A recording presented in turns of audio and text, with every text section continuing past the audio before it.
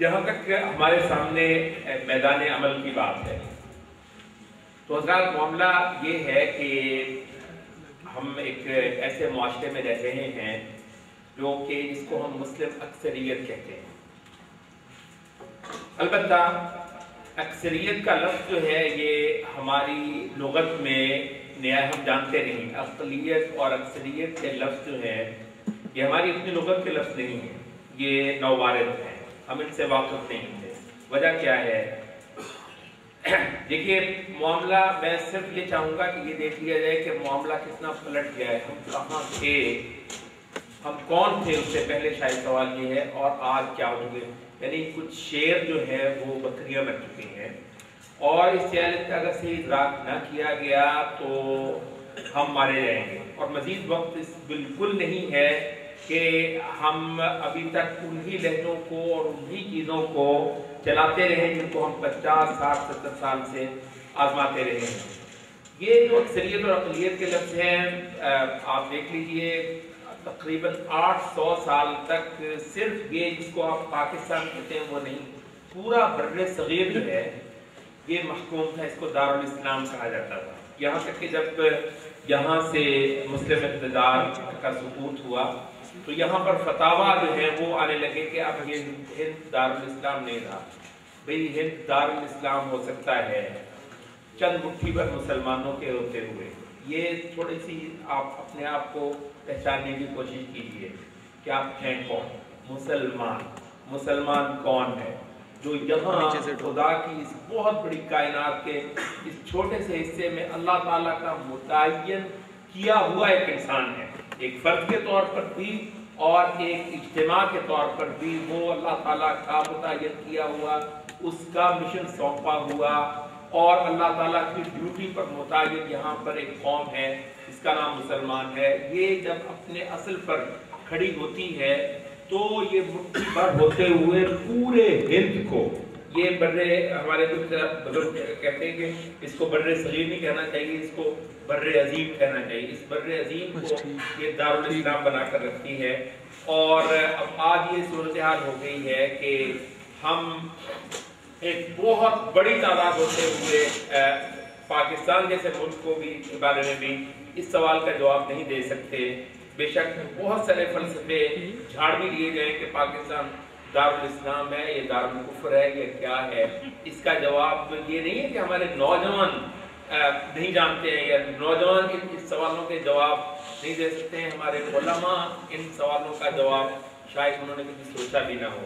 تو حضرات یہ جو صورتحال ہے ہمارے سامنے کہ اتنا بڑا ملک جو کہ مسلمان اکثریت پر مشتمل ہے وہ پچھلے 60-70 سال سے بالکل ایک بے سمت چلا جا رہا ہے. ایک پوری قوم ہے, اس قوم کی جو قیادت ہے اللہ تعالیٰ نے جو رکھی ہے, جو اللہ تعالیٰ نے رکھی ہے, اس کے بارے میں یہ جان لیجئے کہ بنیادی طور پر انبیاء ہیں جو چلا کانت بنو اسرائیل تسوسهم الانبیاء کلما ہلک نبی خلفہ نبی, کہ بنو اسرائیل جو تھے ان کے معاملات زندگی, یہ ایک امت ہے آسمانی امت, اس کی فطرت اس کی ساخت کو پہچاننا ہے تو وہ کیا ہے کہ اس کے معاملات زندگی کو, ابھی جو آپ کے سامنے بات کی جا رہی تھی وہ خاص روحانی کیفیات نہیں, کانت تسوسهم الانبیاء, معاملات زندگی کو سب کو چلانے والے کون ہوتے تھے؟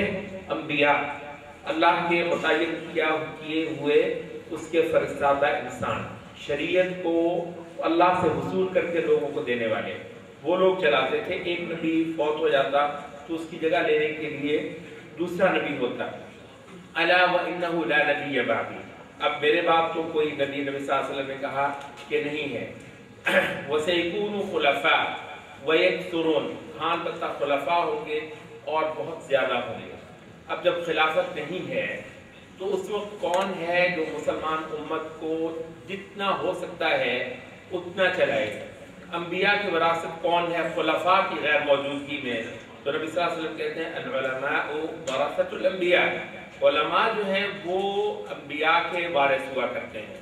تو بھائی جو پوائنٹ ہے اس وقت دیکھیے, اور میری اس گفتگو کا جو سب سے پہلا پوائنٹ ہے وہ یہ ہے کہ ہم جب مسلم انحطاط کی بات کرتے ہیں، مسلم زوال کی بات کرتے ہیں، تو بسا اوقات ہماری توجہ چلی جاتی ہے کہ مسلمان معاشرے کہاں تھے، کہاں چلے گئے، مسلمان قوموں کا یہ حال ہو گیا۔ نہیں حضرت، مسلمان قومیں اور معاشرے، ان پر جو زوال آیا ہے اور ان کا جو انحطاط ہے وہ بھی ایک بہت دردناک کہانی ہے۔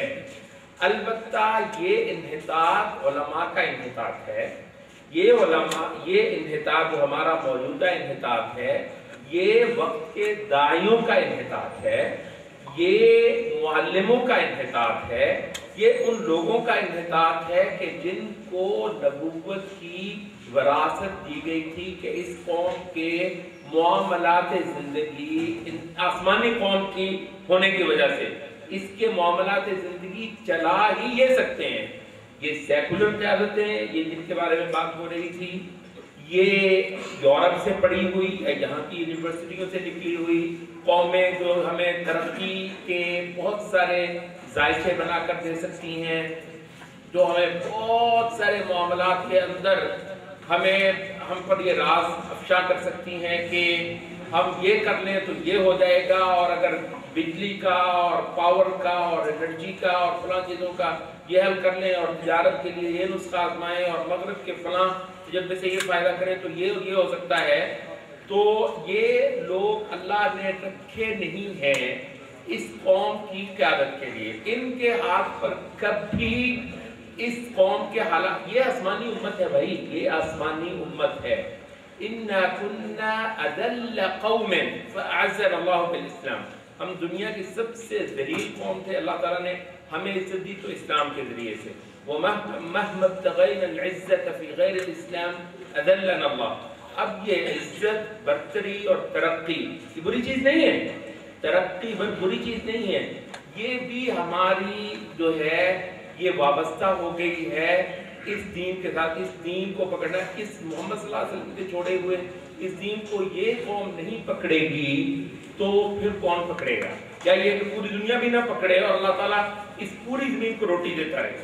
ایسا نہیں ہونے والا، ایسا نہیں ہونے والا ہے۔ تو جو پہلا پوائنٹ ہے میرا وہ یہ ہے کہ اس وقت جو زوال آیا ہے وہ ہے علمی طبقے کا زوال، وہ ہے داعیوں کا زوال، وہ ہے یہاں کے مصلحین کا زوال۔ تو یہ زوال مریضوں کا زوال نہیں ہے، یہ پہلے ہماری تاریخ میں پہلے جب کبھی ایسا ہوتا رہا تو شاید بڑی حد تک یہ بات سچ تھی۔ یہ زوال مریضوں کا زوال نہیں ہے، یہ معالجوں کا، یہ مرض مریضوں کا نہیں ہے، یہ معالجوں کا ہے۔ معالج جو ہیں ان پر ایک آفت آئی ہے، تو اس وجہ سے یہ ایک ہماری تاریخ کا نہایت مشکل موڑ ہے۔ دیکھیے یہاں پر